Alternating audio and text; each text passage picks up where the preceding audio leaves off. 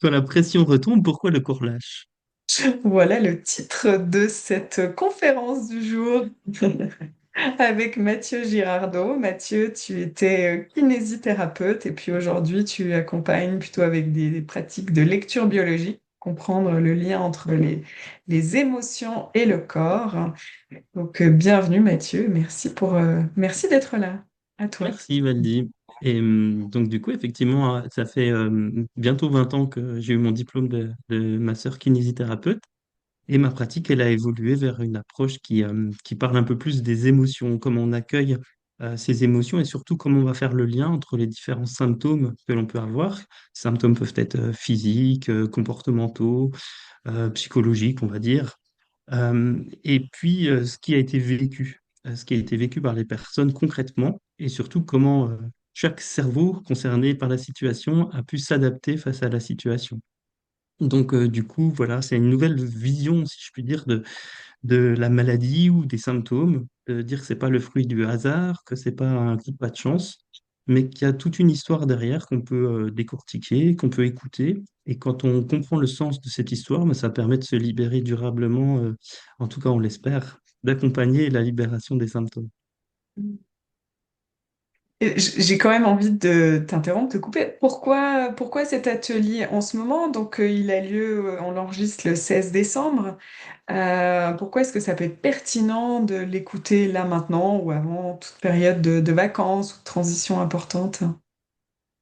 Et du coup, dans mon expérience personnelle, professionnelle, ben, c'est un phénomène qu'on rencontre fréquemment, des personnes qui vont tomber malades, certains types de maladies en tout cas, certaines catégories de pathologies, mais ça on va le voir ensemble un peu plus tard, dans les périodes où on est soit en week-end, soit en vacances, au moment où on peut se reposer pleinement, on va dire on fait la paix avec nous-mêmes, où on lâche un stress, et c'est là que les symptômes peuvent se déclencher. Et du coup, ça peut être assez frustrant quand on vit ça. Il y a des personnes qui le vivent très régulièrement sur des années. Je peux prendre l'exemple de personnes qui viennent pour des maux de tête qui vont se déclencher tous les vendredis soirs, par exemple. Ben voilà, qu'est-ce qui se passe le vendredi soir pour que le corps dise il y a quelque chose, un message à faire passer. Donc c'est ce qu'on va essayer de comprendre ensemble. Et c'est vrai que c'est dans ces périodes de vacances ou de pauses assez marquées, mais on verra aussi que ça peut arriver à la retraite. Et le problème, c'est que, enfin, oui, le problème, on peut dire ça comme ça, c'est que plus la masse du conflit accumulé est importante, plus la pathologie qui en résulte peut être importante. Et du coup, si c'est toute une carrière que l'on vit sous pression, sous stress, c'est au moment où on arrive en retraite qu'on va relâcher. Sauf que ce relâchement, il peut s'accompagner d'effets très indésirables et déclencher des pathologies plus ou moins sévères. Donc voilà, c'est en discutant ensemble, Valdi, qu'on a pu euh, mettre en place cette petite conférence pour essayer de comprendre ce qui se joue et d'accompagner donc à la fois les salariés, mais les auto-entrepreneurs, les DRH, enfin, les managers, pour comprendre ce qui se joue pour le personnel, ou pour eux-mêmes d'ailleurs, et puis d'éviter, si je puis dire, des pathologies, des arrêts de travail, et d'être au service du bien-être de tous les travailleurs. Hmm. Voilà. Ok. Donc, du coup, ce qu'il faut bien comprendre, c'est que tout symptôme, toute pathologie, elle évolue en deux grandes phases importantes. Si jamais là, juste derrière vous, il y a un lion qui bondit, là, une bête féroce qui surgit dans votre appartement, eh bien, votre cerveau va monter en stress. Et ce stress, ça passe au niveau du cerveau et du système nerveux par ce qu'on appelle le système nerveux orthosympathique.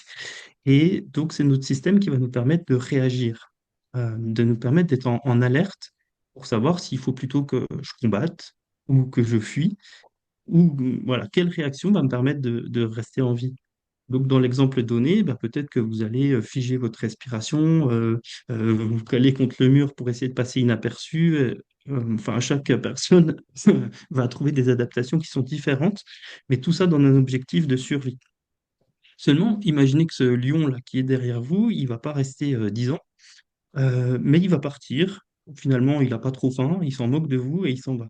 Et au moment où il va partir, votre organisme va manifester d'autres réactions. Par exemple, vous allez trembler, vous allez transpirer, peut-être vous allez éclater de rire, peut-être que vous allez pleurer. En tout cas, votre cerveau va décharger l'accumulation d'énergie euh, à ce moment-là. Et c'est ce qu'on appelle la phase de libération ou la phase de réparation, où le danger est passé. Et donc les symptômes dans cette phase de libération, ils sont plus sous l'effet du même système nerveux. C'est un autre qui s'appelle le système parasympathique. Et ce système parasympathique, eh ben, voilà, c'est celui qui permet la manifestation physique des émotions, finalement. Souvent, on voit qu'une émotion, c'est le moment où je pleure, où j'éclate de rire, ou quelque chose comme ça. Mais finalement, une émotion, elle se construit par une phase de charge avant cette décharge. Et c'est tout ce concept-là qui est important de considérer pour bien comprendre comment marchent donc les pathologies avec leur influence émotionnelle. Bien sûr, je n'inclus pas toutes les pathologies là-dedans, mais il y a toute une catégorie de symptômes qui vont avoir une influence émotionnelle forte.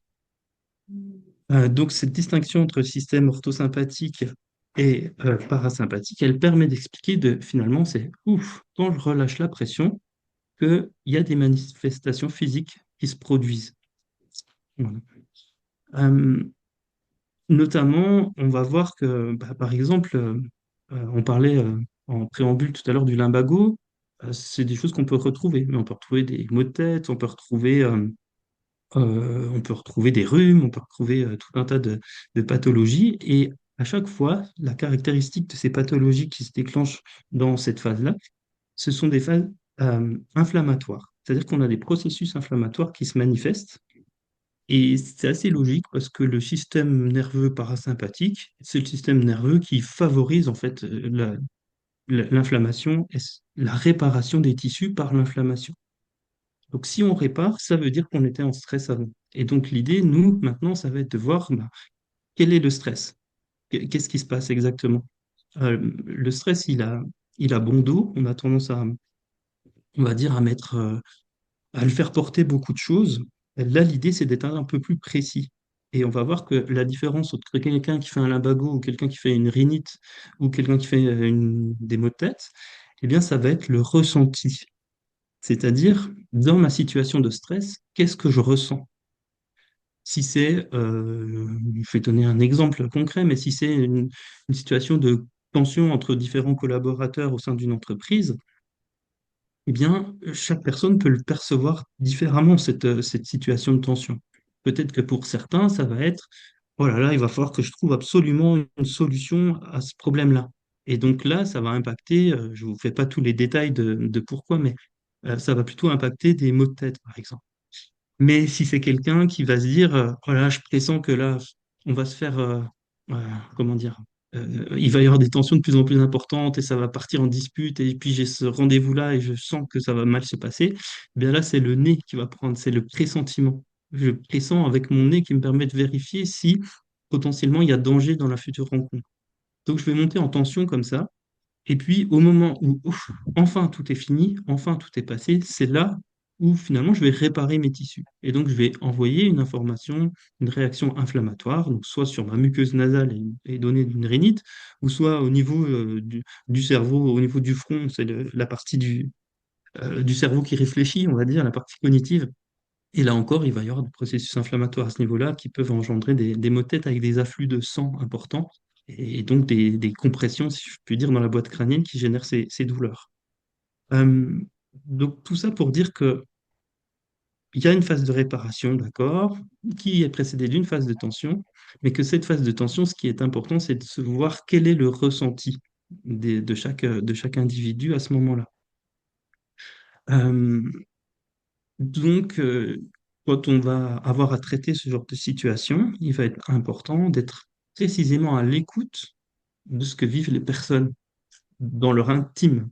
On peut, je sais pas, ressentir une forte pression de résultat pour une échéance donnée dans une entreprise, mais chaque personne va le vivre cet événement d'une façon différente. Pour certaines, ça va être très stimulant, pour d'autres, ça va être inhibant, et c'est ça qui est important d'aller observer. Et parfois, dans le milieu de l'entreprise, on ne va pas oser montrer notre vulnérabilité, notre faiblesse, et on va être un petit peu comment dire, coupé de ce qui se passe réellement à l'intérieur de nous.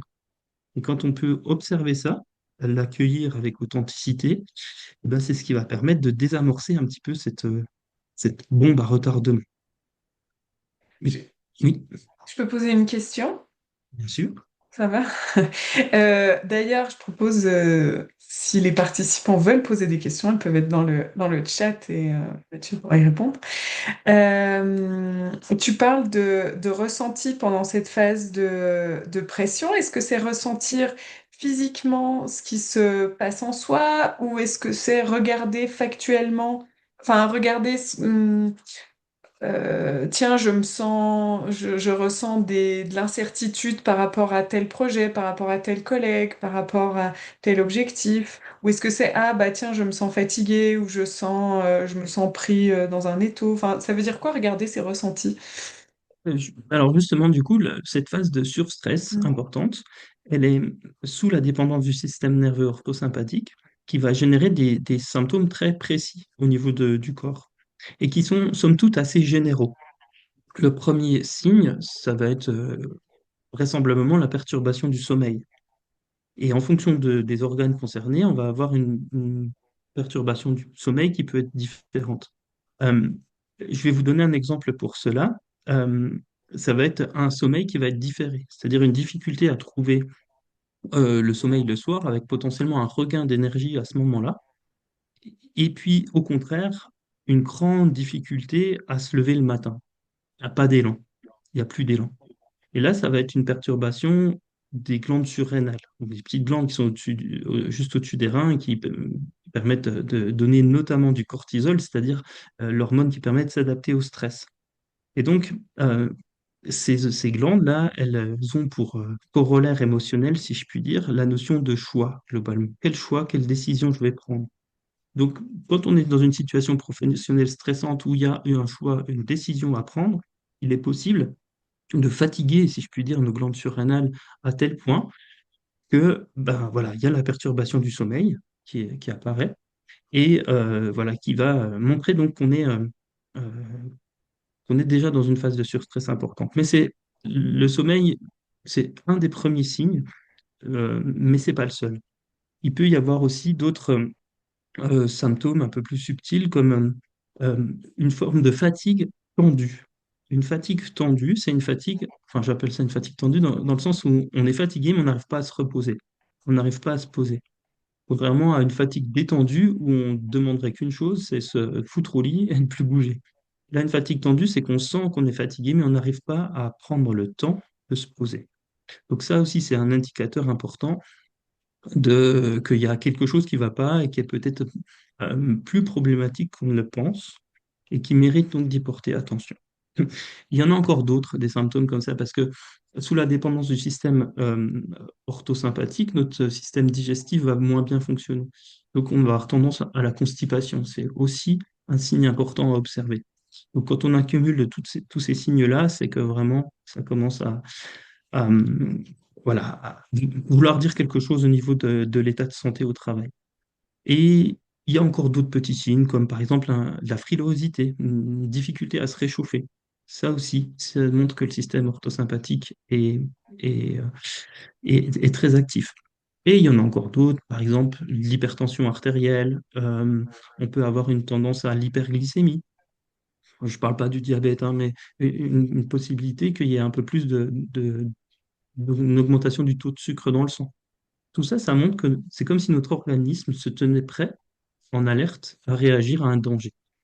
Donc, la question à se poser, c'est quel est le danger que l'organisme reconnaît dans ces conditions-là, dans ce contexte-là? Est-ce que ça répond à ta question? Merci, oui, très Oui. bien. Oui, je crois, David, tu aurais une question, si je comprends bien. Tu peux activer ton micro directement.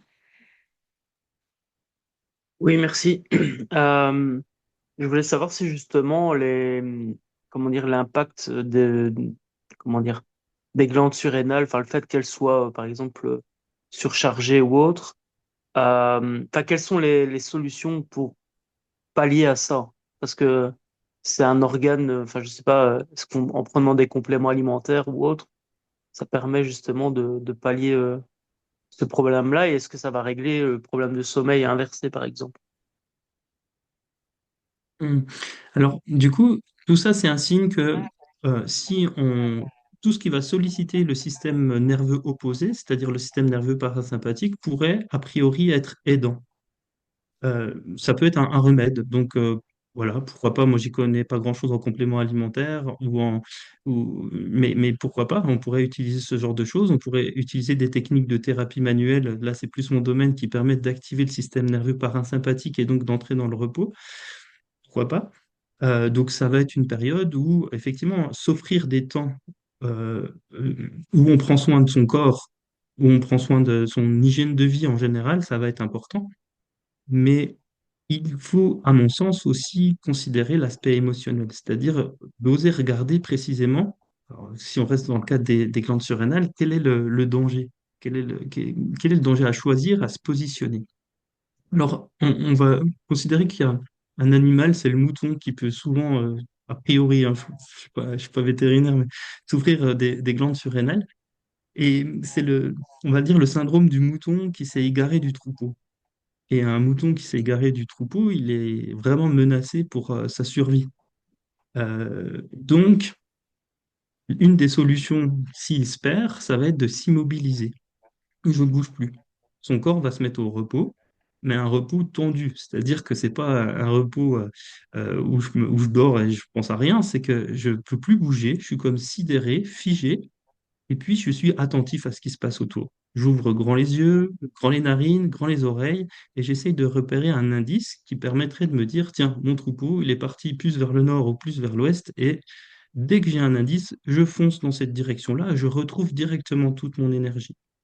Donc, si on peut parler, c'est mon interprétation, hein, je dis pas que c'est la vérité absolue, mais dans ce sens-là que je travaille par exemple sur le burn-out, où on va se dire, mais euh, bah là, j'ai un choix à faire, mais je peux pas. Je suis bloqué et j'attends d'avoir les signaux qui me permettent de savoir, d'être sûr que je suis dans la bonne direction et quelle direction je vais prendre.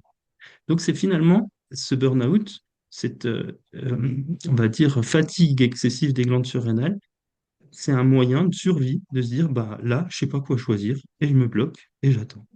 Seulement, si on n'a pas conscience de ça, bah, ça peut durer longtemps et ça peut épuiser de plus en plus. Donc voilà une théorie sur ce fameux phénomène du burn-out où bah, finalement, souvent, la notion de choix est en jeu. Voilà, je sais pas si ça répond pleinement à ta question, David, par rapport à... Oui, oui, merci. Ouais, ça marche. Donc l'enjeu par rapport à tout ça, c'est donc bah, voilà, de repérer les signes d'alerte et puis ensuite bah, d'y porter attention et d'essayer de voir précisément ce que l'on ressent. Individuellement, c'est de poser, c'est vraiment de prendre le temps de se poser la question, de s'asseoir dans la chaise du discernement, puis de se dire, mais qu'est-ce que je suis en train de vivre? Qu'est-ce que je suis en train de vivre? Alors j'aurais une petite stratégie pour cela, c'est euh, de prendre un petit temps, de s'asseoir, de se poser, et d'essayer de voir la dernière fois où on s'est senti bien au travail. Quel est l'événement, la situation, la dernière fois où je me suis senti à l'aise, heureux, à ma place, à ma juste place, dans mon activité professionnelle. Si vous voulez faire ce petit jeu tout de suite, ben voilà, je vous laisse une petite minute pour essayer de percevoir ça.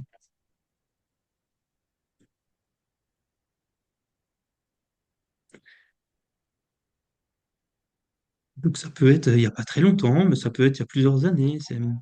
C'est essayer de voir très factuellement quelle est la scène, qu'est-ce qui se passe, pourquoi, pourquoi à ce moment-là, au travail, dans mon activité professionnelle, je me sens bien, apaisé, à ma juste place. Et maintenant, sans partager forcément cette expérience, je vous invite à réfléchir à pourquoi. Pourquoi, à ce moment-là, vous vous sentiez bien? Qu'est-ce qui faisait que vous vous sentiez bien à votre place, à votre travail à ce moment-là?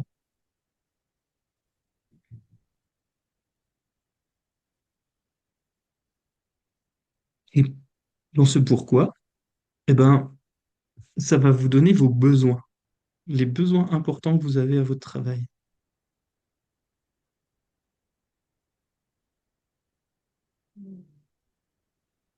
Je vais vous donner un exemple personnel, peut-être qui pourra vous aiguiller. Moi, si je pense, c'est la dernière fois là, c'est que je préparais un futur cours que je vais donner prochainement. Et puis, je me suis senti bien parce qu'il y avait quelques innovations à faire par rapport à ce que je donne d'habitude. Et j'ai ressenti ça comme une grande stimulation. Ça m'a fait rechercher des nouvelles informations. Et j'ai trouvé ça hyper stimulant. J'avais 1 heure et demie devant moi où je me suis consacré à créer, si je puis dire. Et donc là, si je repense à ça, ça nourrit pleinement mon besoin de créativité et de stimulation. Voilà, c'est un exemple. Mais je vous laisse prendre conscience de ça, c'est que un même événement, une même situation peut répondre aussi à plusieurs besoins. Le besoin de créativité, il est fréquent, mais il y en a d'autres. Ça peut être le besoin de coopération avec d'autres, ça peut être le besoin de se sentir reconnu.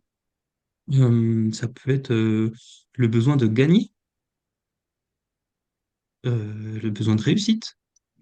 Ce sont il y en a de multiples qui peuvent concerner le milieu du travail, et c'est vraiment important de prendre le temps de voir ça. Et ensuite, bah, d'adopter son comportement au travail, ses stratégies au travail, pour répondre à ses besoins, de ne pas les négliger. Si on néglige en permanence son besoin de créativité, bah, il y a des chances qu'on soit sous tension. Si on néglige en permanence son besoin de coopération, ça va être source de frustration. Donc, tant qu'on n'a pas observé ça, eh bien, on va un peu voilà, la tête dans le guidon et en se disant vivement ce week-end, ou vivement les vacances, ou vivement la retraite. Et c'est avec ce discours-là, justement, on va faire le lit de pathologie. Donc, c'est On un va enjeu faire quoi, majeur. pardon? Ça va faire le lit de pathologie, c'est-à-dire que ça va favoriser Mm. l'apparition de symptômes. Mm. Donc voilà, ce petit jeu de la chaise du discernement peut être intéressant. Euh, je peux donner quelques petits tuyaux, mais on parle beaucoup de l'intérêt des micro-siestes aussi. C'est des moyens de faire retomber dans le système parasympathique et donc de se prémunir un petit peu d'un excès de stimulation. On peut essayer aussi de, de faire un atterrissage plus progressif lorsqu'on vit une période de grande pression, de pas tenir jusqu'au moment des vacances, mais d'essayer de décompresser progressivement, de faire des missions, des tâches qui ont peut-être moins d'enjeux juste avant de partir pour faire retomber progressivement la pression et pas faire un grand pic de passage de orthosympathique à parasympathique. On pourrait, bien sûr, tout ce qui est travail sur soi physiquement, bien sûr, en tant que thérapeute manuel, je suis assez branché là-dessus, mais ça peut être des moments importants pour faire une séance de massage, d'ostéopathie ou de tout autre proche. Je bois un petit coup parce que moi aussi, j'ai les symptômes. Peut-être pendant que tu bois, mais peut-être que l'eau peut être utile aussi finalement, prendre plus de temps pour boire, manger. Tu dis de faire un atterrissage, enfin tu suggères un atterrissage progressif avec des tâches plus courtes. Est-ce que ça peut être essayer de faire des journées plus courtes, profiter de nos journées naturellement, enfin nos nuits plus longues et se dire bah, ma journée de travail, je la commence 30 minutes plus tard et elle se terminera un petit peu plus tôt aussi, ou faire une pause déjeuner un petit peu plus longue, ou prendre des journées de congé à ce moment-là, peut-être les 2 dernières semaines avant les congés, de prendre une journée en plus. Oui, ça peut être une stratégie en fait d'adapter à son propre rythme, mais Mm. en tenant compte quand même de ses besoins. Il y a quand même des exigences parfois. Et de pouvoir concilier quand même ces exigences, parce que bah, parfois on croit qu'on n'a pas le choix en tout cas. Euh, donc de répondre à ces besoins d'efficacité. Donc du coup, l'idée, ouais, ça va être d'essayer de trouver ses propres stratégies pour diminuer progressivement cette charge, cette masse. Et effectivement, tout ce que tu évoquais, Valdi, c'est des bonnes idées, mais sans pour autant négliger son besoin d'efficacité, parce que là, ça veut dire qu'on masque un besoin. Et oui, on a compris qu'il y avait une exigence, une échéance. comment dire, une exigence de réussite, de résultat, et on le prend en compte aussi. Parce que si on néglige ça, eh ben on va masquer. C'est pas dire prendre du repos pour prendre du repos, c'est quand même d'écouter clairement euh, tous les besoins. Voilà, donc nous en étions sur la recherche de solutions pour désamorcer un petit peu cette phase active, cette phase où le système orthosympathique est dominant. Donc de faire des atterrissages progressifs, des adaptations d'emploi du temps, et puis des temps de retour sur soi, de prendre conscience de ce qui joue exactement, de tous les paramètres, de tous les besoins, et puis d'accompagner aussi et de soutenir le corps. Et c'est vrai que consulter dans ces périodes-là, c'est vraiment utile euh, pour favoriser donc une descente en douceur. Et surtout, bah, ça c'est mon conseil, quand vous commencez à dire il faut que je tienne le coup jusqu'à telle date, ça c'est pas bon signe. Et qu'est-ce qu'on fait si ça arrive? Et bien justement, on observe, on s'arrête, on écoute. Et si vous avez des collaborateurs qui vivent ce genre de situation, c'est là où une attitude d'écoute euh, bienveillante, à la fois passive, active, de reformulation, pour essayer d'aller à la recherche euh, des émotions qui se cachent sous les paroles dites, mais aussi des besoins, et surtout des besoins peut-être. C'est un peu ce qu'on va retrouver dans de multiples approches, notamment je sais pas, la communication non violente, cette étape entre les faits, qu'est-ce qui se passe au travail, l'émotion qui est liée à cela, et puis le besoin. Et c'est seulement quand on a identifié le besoin clairement qu'on peut évoquer, proposer, rechercher ensemble des solutions. Et si quelqu'un nous dit, ben, oh là là, je suis fatigué, je suis débordé au travail en ce moment, et qu'on lui dit, bah, t'as qu'à faire ci, t'as qu'à faire ça, t'as qu'à prendre des vacances, t'as qu'à te reposer, ou au contraire, bah, t'as qu'à embaucher quelqu'un, ou tout ça, ça marche jamais, en fait. Il faut déjà vraiment identifier quels sont les besoins qui se cachent derrière ça. Et c'est seulement là où, euh, parce que si on dit que je suis débordé au travail, par exemple, ça peut être parce que j'ai un besoin, je sais pas moi, de repos, ça c'est sûr, mais ça pourrait être un besoin d'aide, de clarifier, de réorganiser. Il y a de multiples besoins qui peuvent être cachés là-dessous. Et donc, il n'y a pas de remède, de recette miracle. C'est d'abord on identifie les besoins pour pouvoir y répondre de façon efficace et de façon collaborative dans la mesure du possible. Donc, en tant que, voilà, que collaborateur, que manager, on peut essayer d'observer ça pour, euh, pour éviter finalement bah, ce que j'appelle des pannes de récupération. C'est-à-dire qu'au lieu de récupérer pendant les vacances, bah, il nous faut déjà une semaine pour se remettre, puis après bah, seulement émerger. Et quand on rattaque, bah, voilà, on n'a pas le niveau d'énergie qui permettrait d'être d'aplomb et efficace. Donc, pour éviter ces pannes de récupération, c'est vrai que euh, soyons vigilants à cette phase active, à cette phase orthosympathique, essayons de l'identifier, de l'écouter et puis de trouver les solutions appropriées à ce moment-là. Voilà. Peut-être qu'on va arriver vers Pardon, je vais remettre l'épingle. On va, si tu es d'accord, arriver progressivement vers la fin de cette conférence. Mhm. Bah, je te laisse quand même ajouter quelque chose si tu as besoin, mais j'aurais bien voulu avoir un petit point sur la notion de retraite. Comment se préparer? Parce que tu en as parlé au tout début. Quand on a été sous pression pendant toute une carrière, quelles pourraient être les pistes pour que ça se passe bien, en fait, si on a été à temps plein pendant 40 ans et du jour au lendemain, mince, il y a ce grand vide, comment faire pour que on soit en santé à ce moment-là? Le grand repère, c'est de se dire, de voir si on se met en tête, il faut que je tienne jusqu'à. Voilà, s'il faut que je tienne encore 3 mois, 6 mois et tout ça. Si on est dans cet état d'esprit-là, c'est là, à mon sens, où il y aura le plus de problèmes potentiels. Donc, on identifie ça d'abord. Et ensuite, si on est obligé de tenir le coup jusqu'à cette date-là, c'est qu'il y a des peurs. Quelles sont les peurs qui se cachent là derrière? Est-ce qu'il faut que je tienne le coup pour avoir une sécurité financière? Il faut que je tienne le coup pour pouvoir transmettre ma mission dans de bonnes conditions?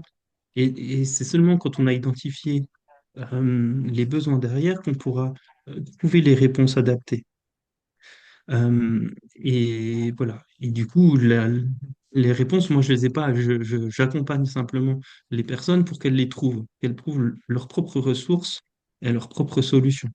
Ça se fait pas. Parfois, ça se fait d'un claquement de doigts et c'est immédiat, mais parfois, il faut un petit peu de temps. Euh, D'abord la prise de conscience, puis ensuite la recherche de solutions. Mais dans le cadre où on vit ça par rapport à la retraite, ben, c'est vrai que ça peut s'anticiper, se préparer un petit peu avec un arrêt progressif du travail. Il est important de toujours se sentir utile. Donc, en quoi je peux toujours me sentir utile? Qu'est-ce que je peux transmettre? Quelles valeurs, quel savoir-faire, quelles compétences je peux partager? Euh, et ensuite, une fois que je serai en retraite, comment je peux garder ce caractère-là utile? Certaines personnes n'en ont pas forcément besoin, mais pour d'autres, ça va être important de voir dans quel domaine mes besoins, je vais pouvoir continuer de les nourrir. C'est plus forcément par l'activité professionnelle, ça peut être par de multiples choses. Donc d'abord, on identifie les besoins et ensuite on y répond. Le travail est peut-être un moyen de répondre à nos besoins, ne serait-ce que le moyen de nourrir sa famille, de gagner suffisamment d'argent pour nourrir sa famille. Ça peut être un besoin d'épanouissement personnel. Et tout ça, on peut peut-être continuer de nourrir nos besoins, mais y compris lorsqu'on est en situation où on arrête le travail. Ok, merci. Est-ce qu'il y a des questions ou est-ce que tu voulais ajouter quelque chose, Mathieu? Non, je pense avoir fait le tour de la question, mais je suis effectivement disponible pour répondre à des questions si vous en avez. Et je précise, donc tu accompagnes en individuel, on remettra le lien vers ton site web dans les commentaires de la vidéo. Tu accompagnes en individuel et je suppose que tu peux aussi proposer des interventions en entreprise pour parler de ces thématiques-là. Pourquoi pas? Oui, tout à fait. Tout à fait. Donc, les consultations individuelles peuvent se faire en présentiel ou en visio. Euh, et puis, euh, et puis, effectivement, je peux intervenir dans des entreprises ou dans des collectivités pour parler de ces problématiques-là, et puis d'essayer de réfléchir ensemble à des solutions pour le mieux-être au travail. Ah, merci. Est-ce que tu aurais autre chose à partager, hein, un dernier conseil ou une ouais, un dernier mot ou pas? Mon dernier mot, je pense que ce serait le mot écoute, c'est-à-dire être à l'écoute de ce qui se passe pour soi-même et ce qui se passe pour les gens qui sont autour de nous. Et plus on va être euh, à l'écoute de ce qui se passe pour les personnes, et à mon sens, c'est le meilleur moyen de prévention. Voilà, c'est la meilleure campagne de prévention d'être à l'écoute de ce qui se passe. Bon, merci beaucoup Mathieu pour cette conférence, d'avoir partagé ton regard qui est à la fois pointu, puisque c'est assez scientifique aussi, c'est basé sur des choses que tu as apprises, plein de choses que tu as expérimentées et qui s'appliquent dans la vie quotidienne. Donc merci pour ça. Et puis à bientôt, bonne journée. Merci pour l'accueil.